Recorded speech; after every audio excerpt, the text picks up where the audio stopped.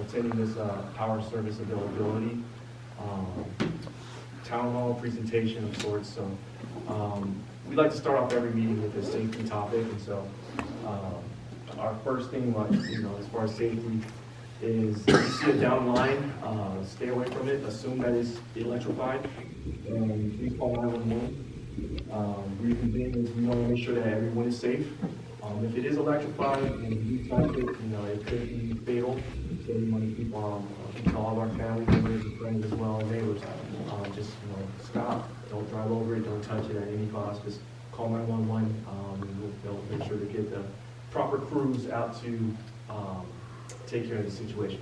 Also, as far as like overhead wires, when you're doing any type of tree trimming bushes or anything like that, make sure that you're very cautious and aware of any power lines that may be overhead. So again, we want to make sure that everyone's safe and returns safe around for their family and friends. So the purpose of this type of meeting here is to share our processes across the different working groups that we have within Edison. Today we have several people representing different business organizations. Myself, I represent the Economic Development Services. We have representation from our planning office, from our engineering departments, local government affairs, and also our account management. So again, we will have these slides printed out momentarily, and at the end of the meeting, I will make sure that we have if you haven't signed in, please make sure you sign in, because I'll email you a digital copy of the deck that's presented to you. Could we either have you come up here or Sure. do a quick rearrange of the table? You know what? Yeah, let me go ahead and do that. It's not. We'll take care of it. It's fine. Yeah, let me go ahead and move over this way. Okay, thank you. I'm tethered to my laptop because it's. I'm sorry. Well, we can move your laptop over too. That's fine. I just. It will die. Oh, okay. So, There's a plug. There's a plug right there. There's There's a a plug plug. right Do you there? want to move? it's fine. I'm almost done with my portion of it Okay. right now, and then kicking off. So either way, the purpose of this is just to share the processes that we have throughout our service territory, and also put a name with a face. So with that part of it, we'll kick it off to our Rodrigo to go ahead and go through his portion of the presentation with the engineering. So thanks. Maybe we can move this table. You want to try it? Okay.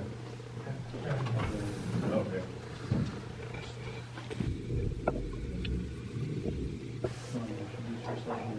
Yeah, sure. So, Rodrigo Morales, distribution system. Oh, okay.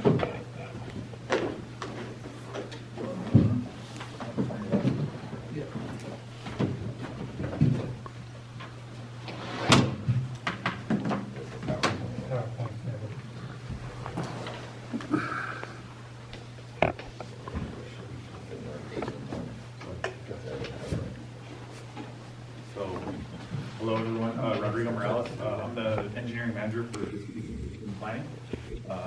One part of engineering. I'm going to hand it over to Louis for him to go over the SCE planning process. Sure. So good morning, everyone. My name is Louis Arredondo. I am one of the distribution system planning engineers who cover the Ridgecrest and Barstow districts. So today I kind of want to go over SCE system planning process. SCE performs an annual system evaluation to address the changing power needs throughout its service territory. System capacity plans are developed on a 10-year forecast based on information provided by customers and load forecasting methodologies. Accurate and timely submittal of customer information is crucial for performing system planning evaluations. So please contact SE as early as possible to initiate discussions with planning of power service needs. Move on to the next slide. So some of our current challenges as the industry continues to electrify and build new facilities, we are seeing an increase in the number of requests from customers looking for electrical capacity. Grid upgrades are sometimes needed to create sufficient capacity to accommodate power service needs. Regions have seen a growing number of large power requests, including cannabis cultivation facilities, EV charging stations, which require grid infrastructure to support the increase in demand. SCE is a public utility regulated by the California Public Utilities Commission. We're responsible for the prudent expenditure of customer funds, constructing infrastructure upgrades where load does not materialize as expected, will harm customers in the form of increased rates. As a regulated utility, SCE must show with sufficient confidence that the upgrades are required. Depending on the magnitude of the load request, SCE may need to evaluate the distribution and transmission system as a whole to safely and reliably energize new customer load. Moving on to the next slide. So SCE's forecasting team is actively engaged with internal and external stakeholders to build a forecast that reflects the current and future programs, policies, and development plans that will impact the grid. SCE's forecasting team uses different sources for forecasting the future distribution energy resources, such as customer data, which includes historical customer usage, demographic and socioeconomic data, customer program and survey participation results, existing project development impacts, short and long-term customer plans on DER adoption, such as EV building charging sites. And with that said, I'll hand it off to my counterpart.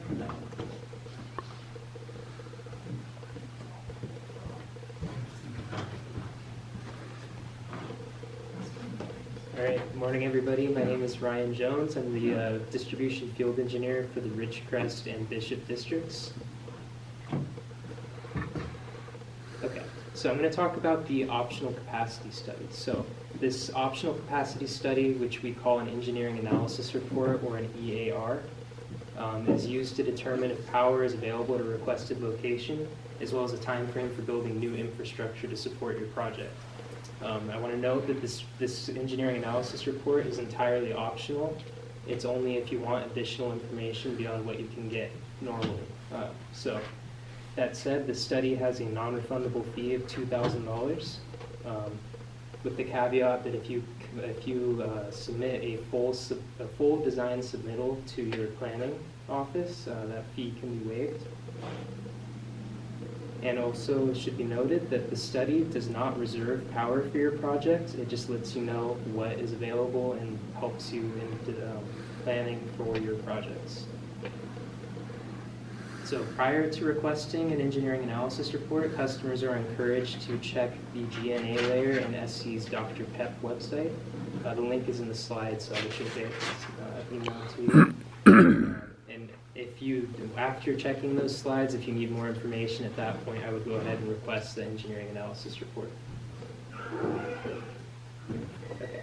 And when should you contact SCE regarding your power needs? As Louis mentioned, the short answer is as soon as possible. For example, maybe a good time to contact SCE could be when you reach out to the city to start getting permits for your project. So SCE is always going to provide power for your project, with the caveat that upgrades may be required in order to sustain the power that your project will bring. This could take time, so it's encouraged to come with your project as soon as possible.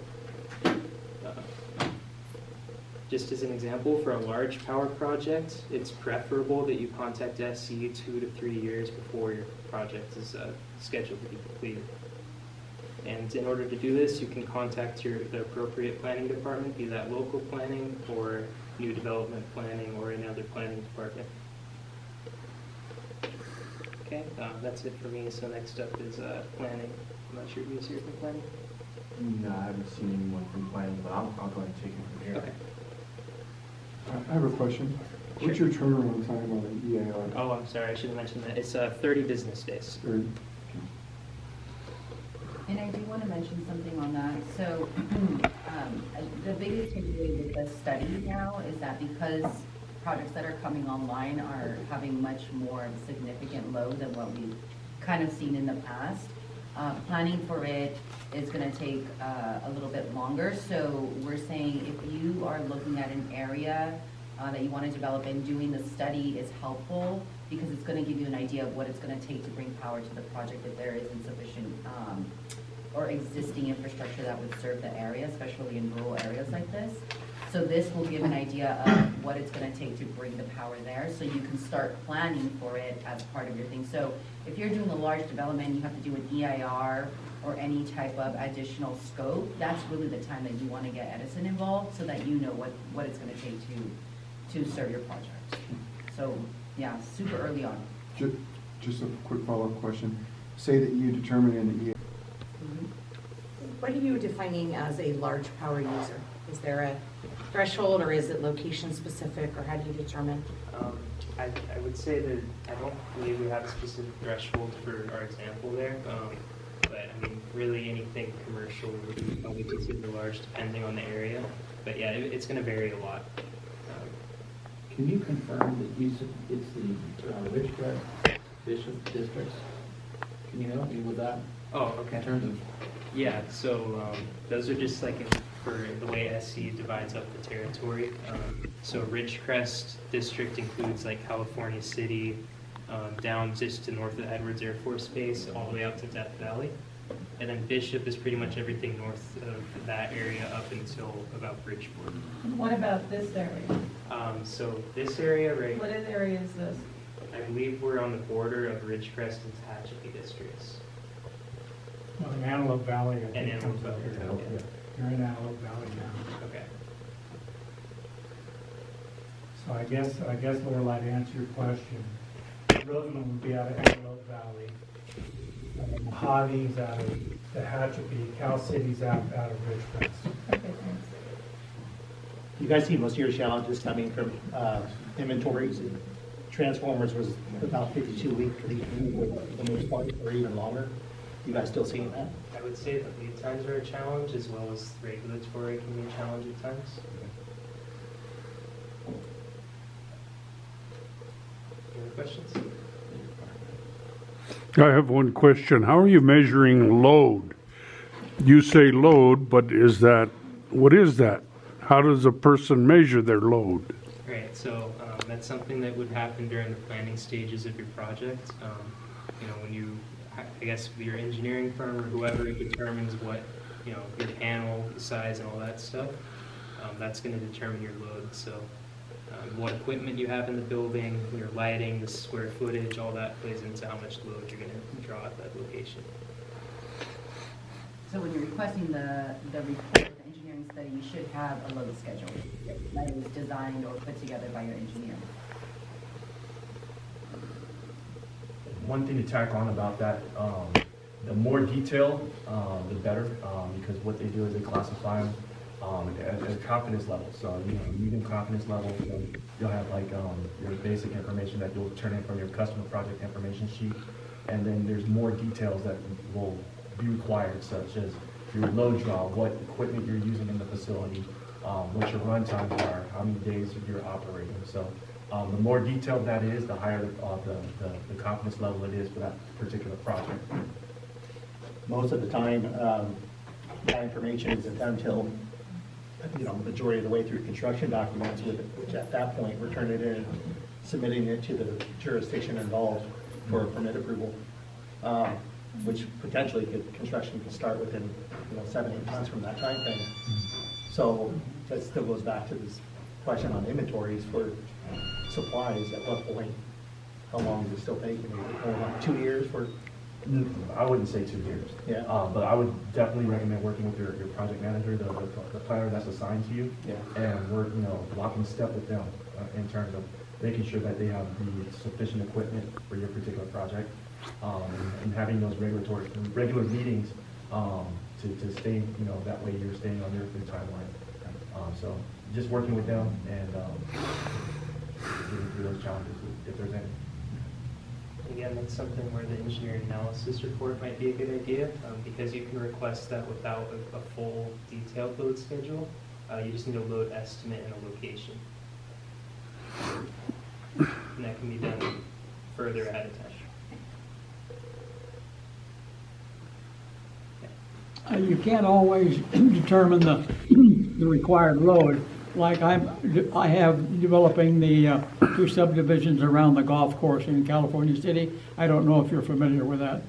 But we have only part of the dry utilities done so far. I took the project over from a group I financed when they started it, and then they defaulted, so I took it over several years ago. So far, I've got a Family Dollar store in there, and a Alta Federal Credit Bank, and an AutoZone, and a 6,000-foot dentist's office, and we're trying to get another hotel there.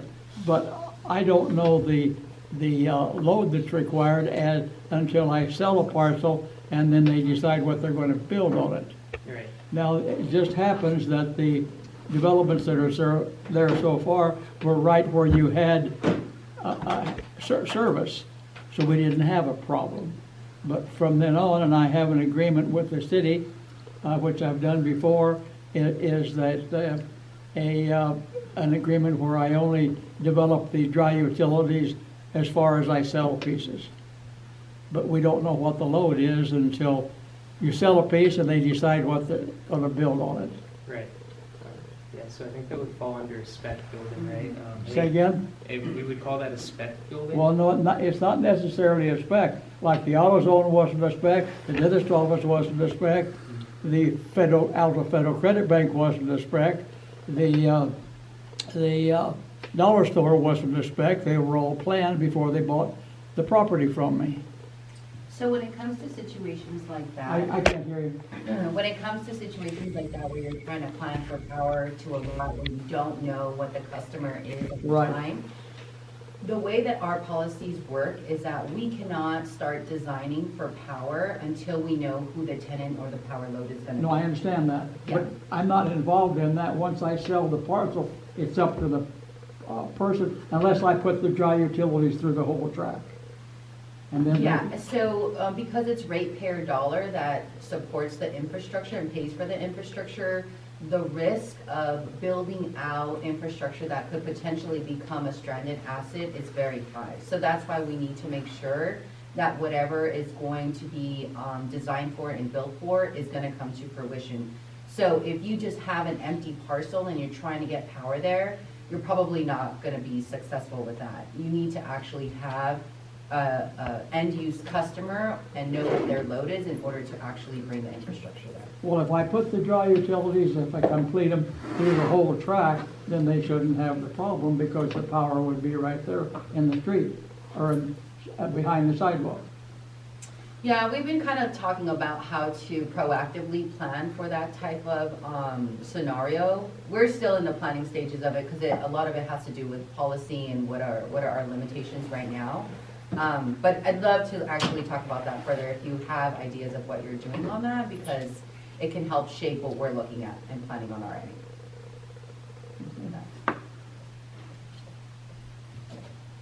Anything else? All right, I'll hand it back over to Jake. Thank you.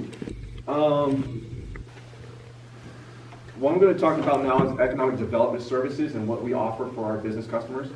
So what we do with our team, we work with businesses and industrial customers that are looking to either arrive in our service territory or they're looking to expand operations. And what we're trying to do also is prevent from businesses from closure or even leaving our service territory or leaving California. What we're able to do is we offer confidential services to these businesses and providing different incentives, different programs, and offering those types of different programs that they can, continue to do business in our service territory in California.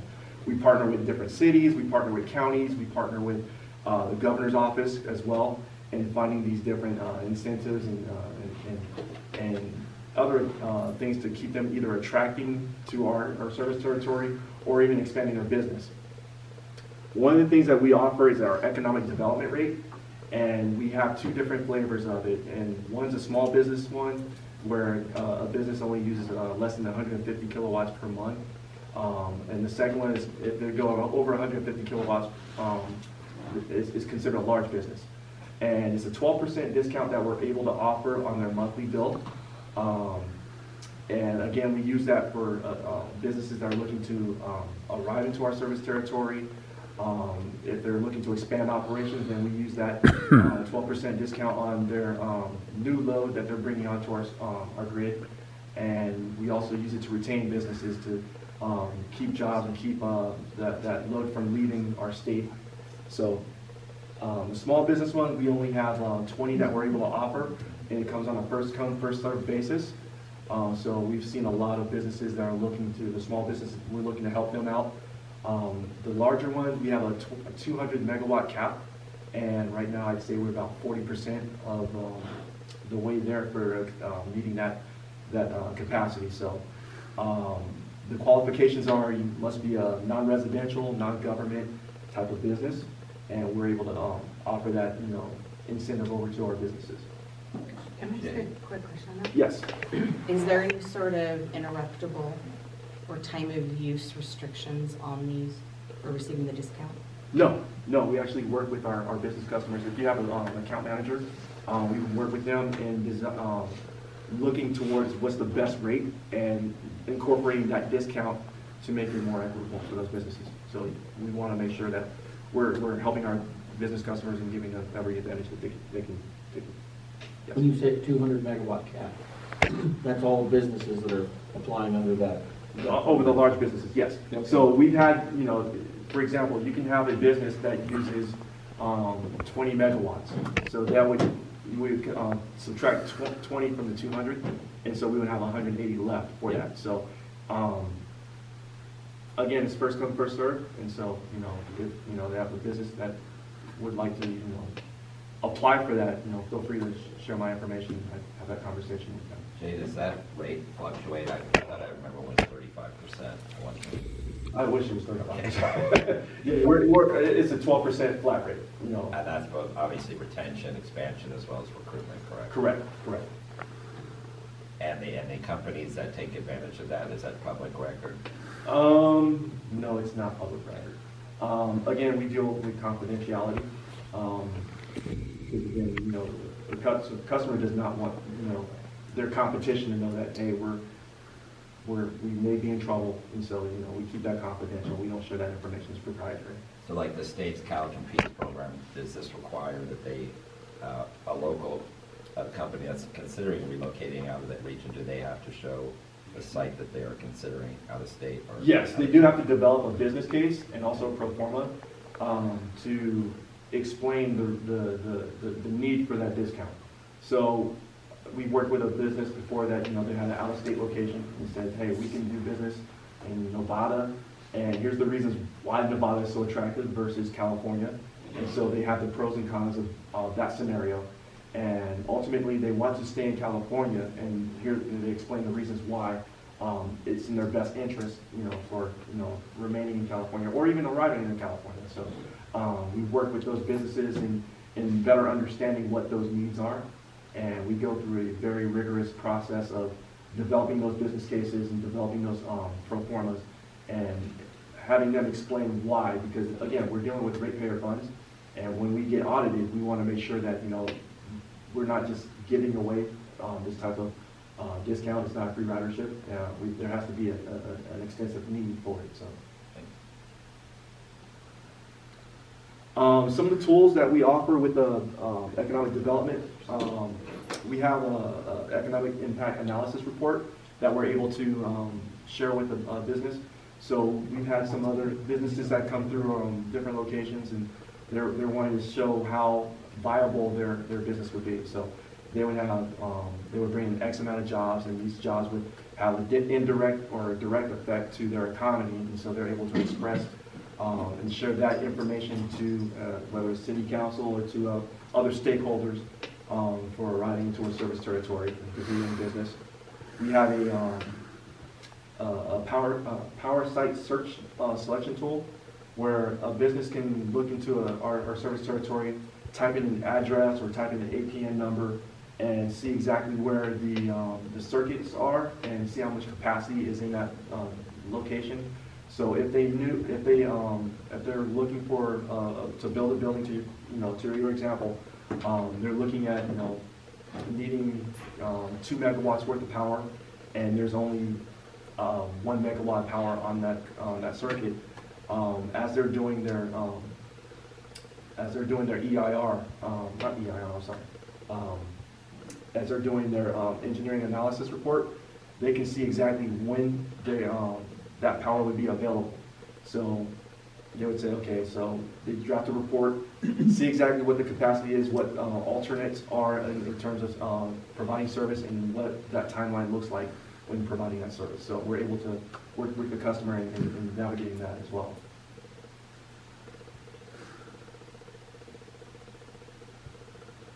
Any questions about economic development and the tools that we offer? If I can just say one thing about the tool, so I wouldn't solely go off of the tool, because you might see that there is available capacity, but there could be other limitations in getting power to your site. We had one where a consultant did exactly that. He looked at our tool and he's like, there's sufficient capacity. They went off of that, they started planning for it. And once they came to Edison, then it was an issue with the feeder, that it was already overloaded and they couldn't add any more load to that. So it was gonna require additional infrastructure in order to serve that project. So it's a great tool to utilize and see what's available, but don't just completely rely on that. Continue to make sure that you reach out to Edison to continue the conversation, to make sure that, you know, we have what's needed for the site to be able to be served. Yeah, thank you for adding that. Yeah, the tool is used as a snapshot in time. Again, when you're working with Edison, just make sure we will keep everybody communicated with that. So when you do turn in your customer project information sheet or CPIS report, and you're assigned your planner, make sure you're working with that as well. Yes. How do you find that tool? So if you go to sce.com/EDS, like short for Economic Development Services, it's on that webpage. And on the PowerPoint, when I email that to you, it'll have a link over there, so you'll be able to access it.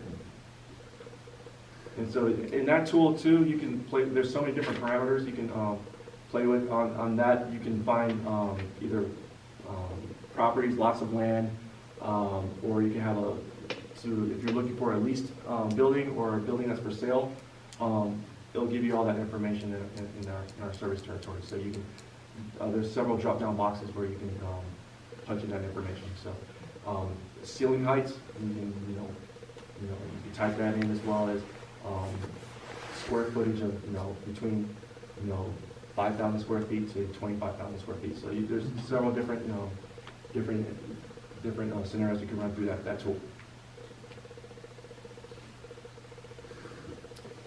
And with that, I'll turn over to Cal. Thank you, Jay.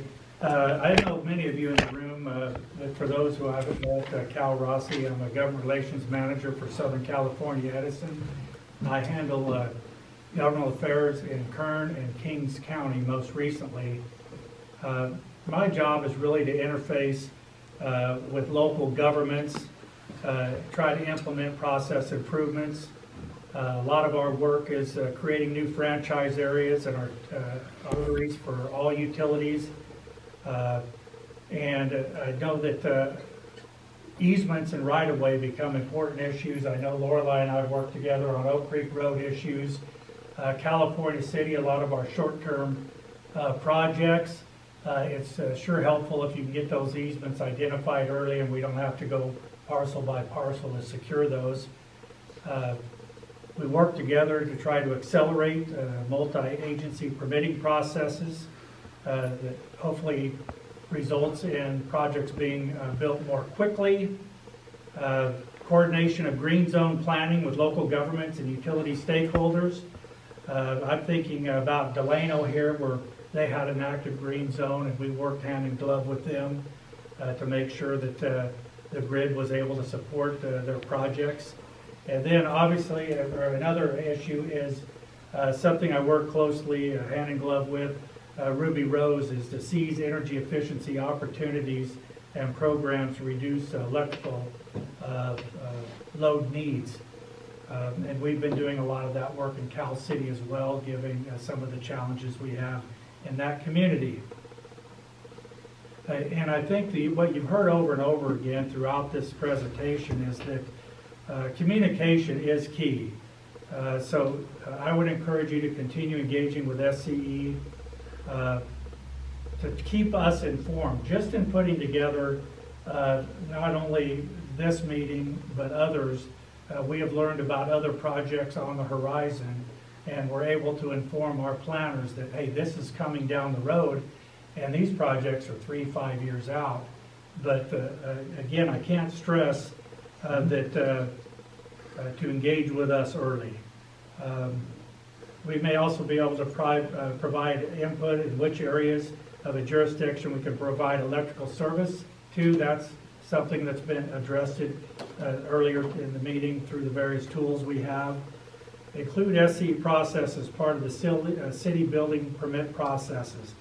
And again, I'll go to Cal City. Links to the various permit organizations within SCE are on their website, and to try to get them to engage us early. If you're waiting until you're through the entitlement process, you're behind the 8 ball. Really all I had to say.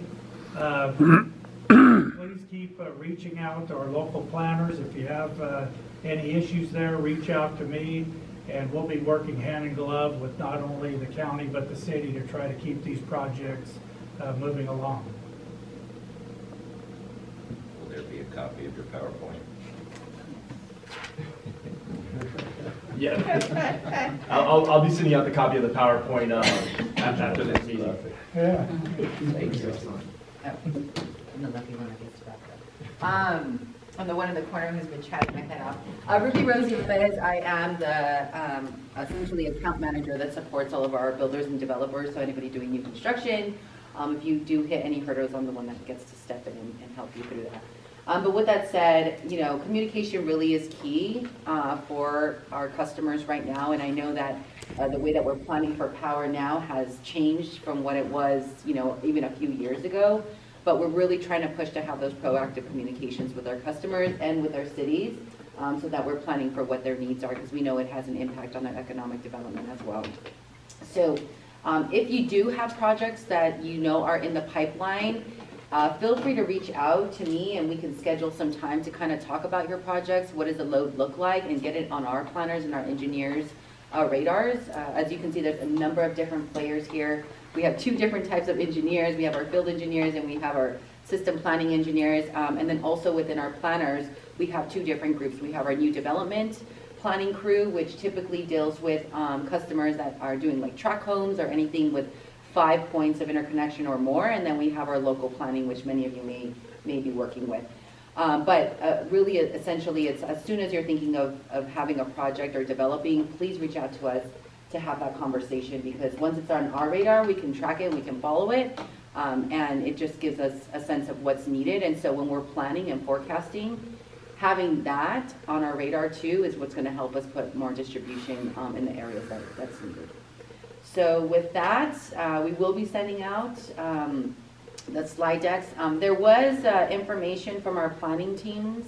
As I mentioned, we have 2 different ones that we didn't really go through, and that essentially is the timelines of what it takes to get power to your site once you have gotten an approved plan set from your planning department. So we talked about the engineering study. That's the first step. In order to actually reserve power, the way to get that initiated is getting that approved plan set from your building department. So we know that could be really very close to you starting construction, so that's why we say get that engineering study, because that's what officially will get you on our radar of your power needs. And then also, as you're doing the engineering study, we can come back and have the conversation of, okay, you came to us and you said, oh, I need 20 megawatts of power, and then we start kind of slicing it and looking at other historical data. Maybe you're planning for EV, maybe there's a way to ramp up your power needs, and you don't need it all at once, so we can plan all of that out and initiate that conversation if you're doing your engineering study on that side. So with that, thanks guys for coming. And if you have any questions, right now is the time. You've got us all here. You've got a pretty collective group here. So please let us know what questions you have, and or to follow up on any items. I have another question. Yes. Storage batteries. Mm-hmm. You put a big storage battery up in Tehachapi, and now there are individual companies putting storage batteries in Acton. Is Edison putting in storage batteries anywhere? So we have had some battery storage projects called BESS, which stands for, that's a good question. They're called Storage BESS. system. There you go. Thank you. There have been a couple. We were proposing one in California City. I don't know exactly the status of that one, but I know because of the need that they have for power in order to expedite getting power to them, we were proposing one of those. But if it's needed and it's something that we could utilize in order to bring the additional capacity, then yes, we will do a BESS project. Mm-hmm. And there's another one active project, not only Cal City that's going on, but also up in Bridgeport. So on the kind of the eastern Sierra swath, those are two that I'm aware of. And I might just say that, you know, Ruby Rose is a wonderful resource. She has been actively working the grid impacted regions, and she's kind of the head of our strike force and has been instrumental in coordinating all the meetings with California City to go over short, medium, and long-term solutions to meet their energy needs. So I wanted to just highlight her efforts and thank her on behalf of the folks in Cal City because she's been at the heart of all those efforts. Thanks, Deb. Making me blush. All right, well, thank you. Anything else, team? Or any other questions? Will all of your contact information be in the slide deck? Yes, Yes. yes. I think the last slide has all of our contact Yes. information. Perfect, Yeah, thank you. definitely. And I would say though, if you're gonna initiate any conversation or communication with us, start with one person, because if you do multiple people, then somebody else thinks somebody else is responding and it just kind of gets lost. So start with one and then we'll bring in whoever needs to be brought. So are you that starting point? You could start with me, yes. More than And what happy was to your help. name again? Ruby Rose Yepes. Ruby Rose? Yes. Take a picture. Yeah. And then, like we said, we're also really trying to work with cities too, to kind of get ahead of what development is coming into their area for planning as well. So you have cities that you're looking at, tap them and say, you know, have you talked to Edison about what your general plan is? What's your housing element? What are you planning? Are the sites that you have proposed for development even have the infrastructure that's going to be needed to serve them? So that's definitely things. Is your last name? Yepes, Y-E-P-E-Z. Y-E? Y-E-P-E-Z, Yepes. Thank you. You're welcome. On a single-family home, Mhm. if they have solar panels and want to put a storage battery, Mhm. do they have to apply to Edison? A battery storage, and they already have solar? Yes. I don't think so. It's when you have the solar interconnection that you need to apply to Edison, but I don't think you need to apply for anything if you're gonna add a battery, but I'll look into that to confirm. But I don't think so. And if you are doing new construction, residential projects, we do have a pilot program right now, incentives for battery storage. So if you're building new homes, and obviously the code requires them to have solar, we now have an incentive program right now to add batteries.